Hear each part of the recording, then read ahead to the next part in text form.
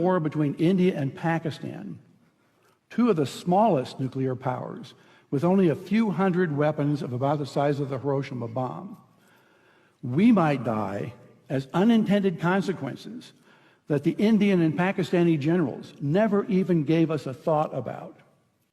My colleagues, Luke Oman and Alan Roebuck, calculated the spread of smoke after a war between India and Pakistan.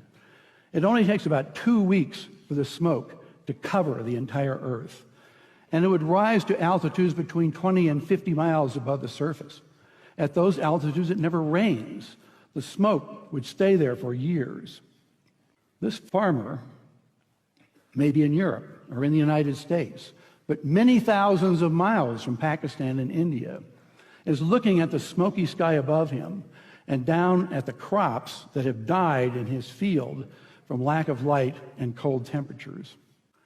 It's estimated that in a war between India and Pakistan, that we would lose 10 to 40% of the yields of corn, wheat, and rice for years afterward because of the bad weather. The entire world only has enough food to feed the population for 60 days unless agriculture produces more food. Ira Helfand, a member of the Nobel Peace Prize-winning International Physicians for the Prevention of Nuclear War, has estimated that 1 to 2 billion people would die after a war between India and Pakistan of starvation. And after a full-scale nuclear war, temperatures would plunge below ice age conditions. We would be in a nuclear winter. No crops would grow.